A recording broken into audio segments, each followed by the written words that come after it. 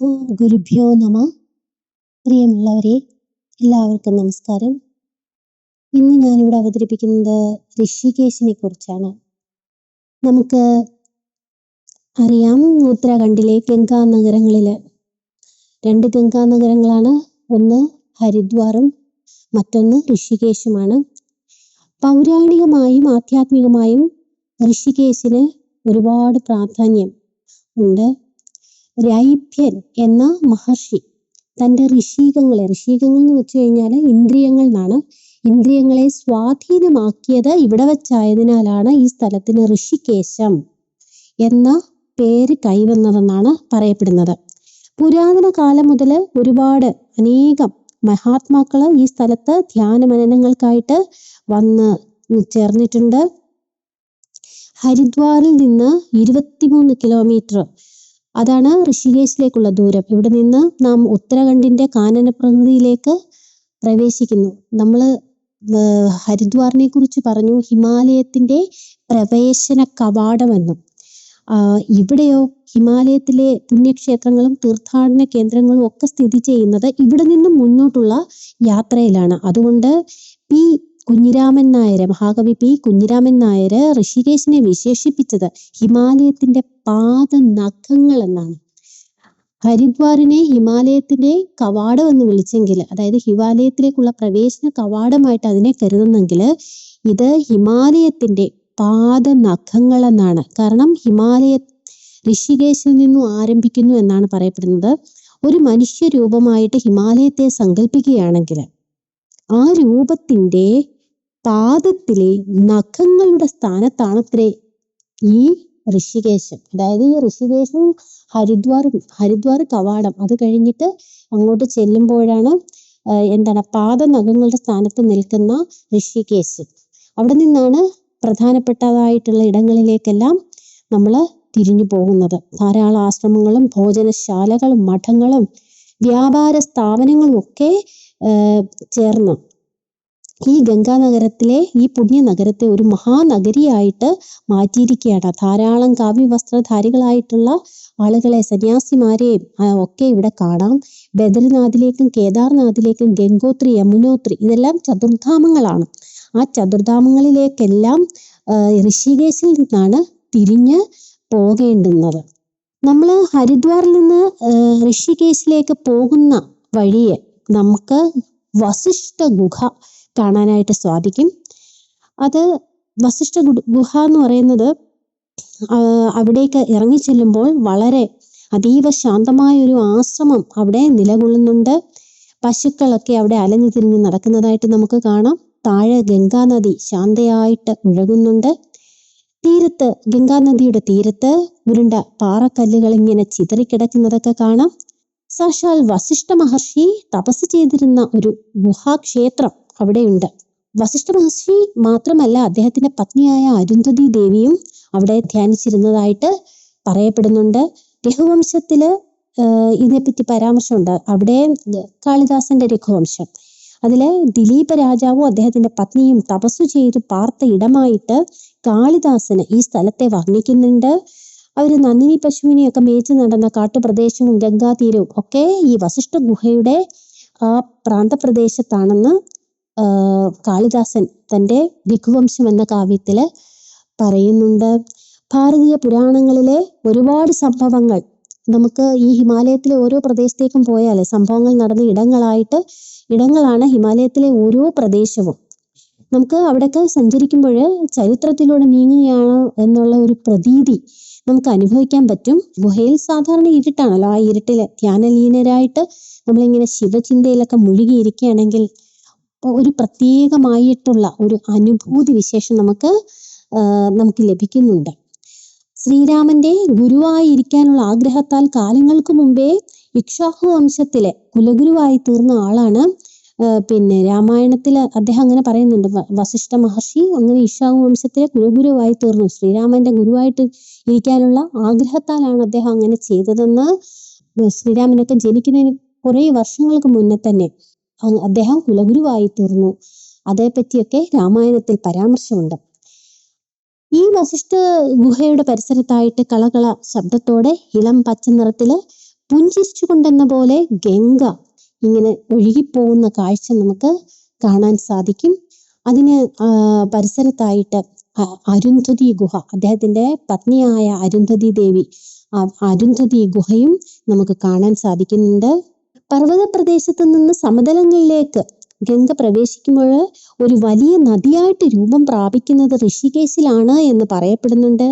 ഗംഗയ്ക്ക് കുറുകെ ലക്ഷ്മൺ ചൂല എന്ന ഒരു തൂക്കുപാലം, അത് വളരെ പ്രസിദ്ധമാണ്. ലക്ഷ്മണൻ തപസ്സു ചെയ്ത പ്രദേശമായതിനാലാണ് ലക്ഷ്മൺ ചൂല എന്ന പേര് വന്നതെന്ന് പറയുന്നുണ്ട്. അതിങ്ങനെ ആടിയുലയുന്ന ഒരു തൂക്കുപാലമാണ്. അതിലൂടെ മനുഷ്യരും പശുക്കളും മോട്ടോർ സൈക്കിളും ഗംഗയുടെ ഇരുഭാഗത്തേക്ക് സഞ്ചരിക്കുന്നുണ്ട്. താഴെ ശക്തിയോടെ ഇങ്ങനെ ഗംഗ ഒഴുകിപ്പോകുന്ന കാഴ്ച നമുക്ക് കാണാം. അതുപോലെ തന്നെ രാംചൂല എന്ന മറ്റൊരു തൂക്കുപാലവും നമുക്കിവിടെ കാണാൻ സാധിക്കും. അതുപോലെ പ്രസിദ്ധമായ ആശ്രമങ്ങള്, ക്ഷേത്രങ്ങള് ഒക്കെ ധാരാളമുണ്ട്. ലക്ഷ്മണൻ ധ്യാനിച്ച പുഷ്കർ ക്ഷേത്രം ഇവിടെയുണ്ട്. പുരാതനമായ ഭരതക്ഷേത്രം വളരെ പ്രസിദ്ധമാണ്. പ്രസിദ്ധമായ ശിവാനന്ദാശ്രമം, ബ്രഹ്മാനന്ദാശ്രമം, ശ്രീ കൈലാസാശ്രമം, സ്വർഗാശ്രമം, നാരായണാശ്രമം, അങ്ങനെ ധാരാളം ആശ്രമങ്ങളുണ്ട്. ഋഷികേശിൽ നിന്ന് ഉള്ളിലേക്ക്, നഗരപ്രദേശത്തു നിന്ന് അങ്ങനെ ഉള്ളിലേക്ക് നീങ്ങി കഴിഞ്ഞാൽ ധാരാളം സന്യാസി മഠങ്ങളൊക്കെ നമുക്ക് കാണാൻ സാധിക്കും. ഋഷികേശ് ഇപ്പോൾ നഗരമായിട്ട് തീർന്നു. യഥാർത്ഥ യോഗികള് അതുകൊണ്ട് ഋഷികേശിൽ നിന്ന് ഹിമാലയത്തിന്റെ ഉന്നതികളിലേക്ക് പിൻവാങ്ങിയിരിക്കുകയാണ്. ഇതൊരു ഉദാഹരണമാണ്. നമ്മൾ കേട്ടിട്ടില്ലേ തപോവന സ്വാമികളൊക്കെ, അദ്ദേഹം ഇവിടെയായിരുന്നു. പിന്നീട് അവിടുന്ന് ഗംഗോത്രിയുടെ അടുത്തുള്ള തപോവനത്തിലേക്ക് പിന്നീട് പോവുകയാണ് ഉണ്ടായത്. പുരാണ കഥകളിലും ഋഷികേശ് ധാരാളം പരാമർശിക്കപ്പെടുന്നുണ്ട്. രാമായണത്തിലെ ഭരതന് രാമപാദകം സ്വീകരിച്ച് തിരിച്ചു പോയത് ഇവിടെയാണെന്നാണ് പറയപ്പെടുന്നത്. അതുകൊണ്ടായിരിക്കും അവിടെ ഒരു പുരാതനമായ ഭരത ക്ഷേത്രം ഉണ്ടെന്ന് പറഞ്ഞില്ലേ. അപ്പൊ രാമപാദകം സ്വീകരിച്ചിട്ട് തിരിച്ചു പോയത് രാമായണത്തിൽ ഭരതന് ഇവിടെ വെച്ചാണ് എന്ന് പറയപ്പെടുന്നുണ്ട്. അതുപോലെ കാട്ടിനുള്ളില് സന്യാസിമാരുടെ ആശ്രമങ്ങളും അതുപോലെ പ്രശാന്തമായി ഒഴുകുന്ന ഗംഗയും ഇതെല്ലാം ചേർന്ന ആധ്യാത്മികമായിട്ടുള്ള ഒരു അന്തരീക്ഷം, അത് നമ്മുടെ മനസ്സിന് ഒരു ഒരു ഒരു ശാന്തി പ്രദാനം ചെയ്യുന്ന ഇടമാണ്. ഋഷികേശ് എന്ന പുണ്യനഗരത്തിന്റെ ഇന്നത്തെ മുഖം തികച്ചും വിഭിന്നമാണെന്ന് തന്നെ നമുക്ക് പറയാം. കാരണം ഇന്നത് വലിയ നഗരമായി തീർന്നിരിക്കുകയാണ്. വളരെയധികം പരിഷ്കരിക്കപ്പെട്ട് കഴിഞ്ഞിരിക്കുന്നു. അങ്ങനെ ആ നഗരത്തിന് പുരോഗതിയുടെ ചരിത്രം മാത്രമേ ഇന്ന് പറയാനുള്ളൂ. ലക്ഷക്കണക്കിന് തീർത്ഥാടകരും സഞ്ചാരപ്രേമികളും ഒക്കെ ഇന്ന് ഇവിടെ വന്നു പോയിക്കൊണ്ടിരിക്കുന്നതിനാൽ അതിനോടനുബന്ധിച്ച സകല മേഖലകളിലും ഈ പട്ടണം വളർന്ന് വികസിച്ചിരിക്കുന്നതായിട്ട് കാണാം. പക്ഷേ ഇത്രയധികം സഞ്ചാരികളും തീർത്ഥാടകരും എല്ലാം ഇവിടെ എത്തിച്ചേരുന്നത് കൊണ്ട് ഈ നഗരത്തില് വളരെയധികം മാലിന്യം വന്ന് അടിഞ്ഞുകൂടുന്നുണ്ട്. ഇത്രയധികം വൃത്തിഹീനമായ മറ്റൊരു സ്ഥലവും ഉത്തരാഖണ്ഡിൽ ഇല്ലെന്ന് തന്നെ പറയാം. ഹിമാലയത്തിന്റെ താഴ്വര പ്രദേശമായ ഈ സ്ഥലത്തിന്റെ പവിത്രതയും നൈർമല്യവും തിരിച്ചു വരാത്ത വിധം നമുക്ക് നഷ്ടപ്പെട്ടു കഴിഞ്ഞിരിക്കുകയാണ്. പവിത്രമായ ത്രിവേണിഘട്ടും പരിസരവും മനുഷ്യമലം കൊണ്ടും മൃഗങ്ങളുടെ വിസർജ്യം കൊണ്ടും ഒക്കെ വളരെയധികം വൃത്തിഹീനമായിട്ട് അതെല്ലാം ഇങ്ങനെ കുന്നുകൂടി കിടക്കുന്നതും, മനുഷ്യമലവും വിസർജ്യങ്ങളും എല്ലാം, മൃഗങ്ങളുടെ വിസർജ്യം എല്ലാം കൂടെ കുന്നുകൂടി കിടക്കുന്നത് കണ്ടാൽ ഏതൊരു സഞ്ചാരിയുടെയും മനസ്സ് മടുത്തു പോകും. അതുപോലെ തന്നെ ഉപയോഗിച്ച പ്ലാസ്റ്റിക് സഞ്ചികള്, ചായക്കപ്പുകള്, മിനറൽ വാട്ടർ കുപ്പികള് അതെല്ലാം ആ പ്രദേശത്ത് ചിന്നിച്ചിതറി കിടക്കുകയാണ്. ഇതിന്റെയൊക്കെ ഇടയിലായിട്ട് നിരവധി തട്ടുകടകൾ ഉണ്ട്. ആ തട്ടുകടകളിലൊക്കെ ഈച്ചകൾ പറ്റിപ്പിടിച്ചിരിക്കുന്ന പലഹാര കൂമ്പാരങ്ങളും നമുക്ക് കാണാം. യാചകരുടെ ശല്യമാണെങ്കിൽ അസഹനീയം.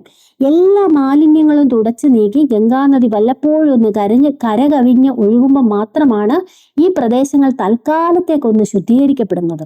നദിയുടെ ഒഴുക്ക് കുറയുമ്പോൾ മാലിന്യങ്ങൾ വീണ്ടും വന്ന് കുന്നുകൂടുന്നതായിട്ട് കാണാം.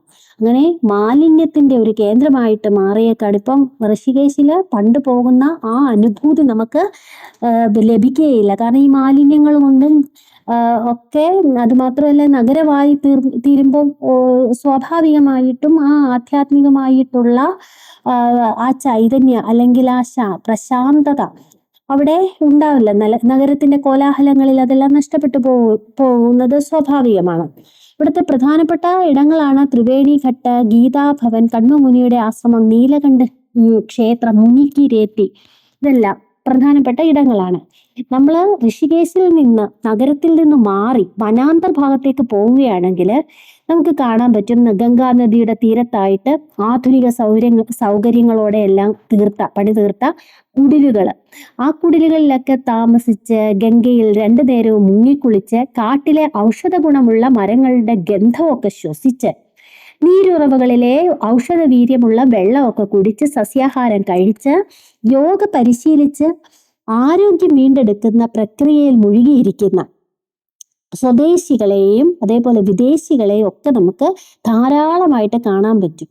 അതേപോലെ പിന്നെ കുഞ്ചാപ്പൂരി നീലകണ്ഠ പർവ്വത നിരകളിൽ നിന്ന് ഉത്ഭവിക്കുന്ന ചന്ദ്രഭാഗ നദി, അത് ഈ ഋഷികേശിലാണ് വന്ന് ഗംഗയില് ചേരുന്നത്.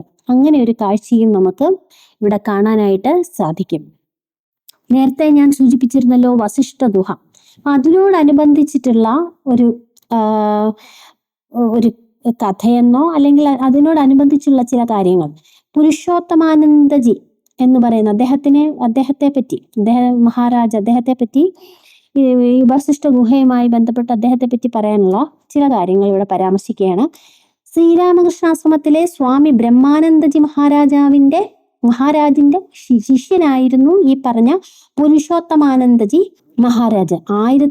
അദ്ദേഹത്തെ പറ്റി പറയാൻ കാരണം അദ്ദേഹം ഒരു കേരളീയനാണ്. 1879 തിരുവല്ലയിൽ ജനിച്ചതാണ് അദ്ദേഹം. നീലകണ്ഠൻ എന്നായിരുന്നു അദ്ദേഹത്തിന്റെ നാമധേയം. ശ്രീരാമകൃഷ്ണ ആശ്രമത്തിന്റെ പ്രവർത്തനങ്ങളിൽ ആദ്യം മുതലേ വളരെ ആകൃഷ്ടനായിരുന്ന ഇദ്ദേഹം ഹൈസ്കൂൾ വിദ്യാഭ്യാസത്തിന് ശേഷം ആശ്രമത്തിന്റെ അന്നത്തെ പ്രസിഡന്റായ സ്വാമി ശിവാനന്ദജിയിൽ നിന്ന് 1923 അദ്ദേഹം സന്യാസം സ്വീകരിക്കുകയുണ്ടായി. അതിനു മുമ്പ് തന്നെ നീലകണ്ഠൻ ഭാരതത്തിലെയും നേപ്പാളിലെയും ടിബറ്റിലെയും ഒക്കെ പരമപ്രധാനമായ പുണ്യസ്ഥലങ്ങളെല്ലാം സന്ദർശിച്ച് തീർത്ഥാടനം നടത്തി കഴിഞ്ഞിരുന്നു. ഒരു പരിവ്രാജകൻ എന്ന നിലയിൽ നിന്നും ഇങ്ങനെ ധാരാളം യാത്രകൾ, കാൽനടയായിട്ട് നടത്തിയ യാത്രകൾ സ്വാമിജി വളരെ യാദൃശ്യമായിട്ടാണ് അദ്ദേഹം ഇങ്ങനെ നടത്തിയ കൂട്ടത്തിൽ യാദൃശ്യമായിട്ടാണ് 1928 ഗൂലർ ഗ്രാമത്തിൽ അദ്ദേഹം എത്തിച്ചേർന്നത്. അങ്ങനെ അവിടെയാണ് വസിഷ്ഠ ഗുഹയുള്ളത്. വസിഷ്ഠ ഗുഹ കണ്ടുപിടിച്ചതും അവിടെ അദ്ദേഹം ഒരു ആശ്രമം സ്ഥാപിക്കുകയൊക്കെ ചെയ്തു. എന്നിട്ട് അവിടെ അദ്ദേഹം താമസം ഉറപ്പിക്കുകയുണ്ടായി. സ്വാമി പുരുഷോത്തമാനന്ദജിയുടെ പ്രവർത്തന ഫലമായിട്ട് ഗൂലർ ഗ്രാമത്തിന്റെ വളരെ ശോചനീയമായ അവസ്ഥയിലായിരുന്നു. ആ ശോച്യാവസ്ഥയൊക്കെ പിന്നോക്കാവസ്ഥയൊക്കെ വളരെ മാറ്റങ്ങളൊക്കെ ഉണ്ടായി. അതിനുശേഷം ആശ്രമം വകയായിട്ട് ഹൈസ്കൂളും ആശുപത്രിയും ഒക്കെ സ്ഥാപിക്കപ്പെട്ടു. അസാമാന്യ സിദ്ധികൾ ഉണ്ടായിരുന്ന ഈ സ്വാമിജി വടക്കേ ഇന്ത്യ മുഴുവൻ അറിയപ്പെടുന്ന ആത്മീയ ആചാര്യനായിട്ട് തിളങ്ങി നിന്നു. അതിപ്രശസ്തരായ പല വ്യക്തികളും സ്വാമിജിയെ തേടി വസിഷ്ഠ ഗുഹയില് ധാരാളം പേര് എത്തിയിട്ടുണ്ട്.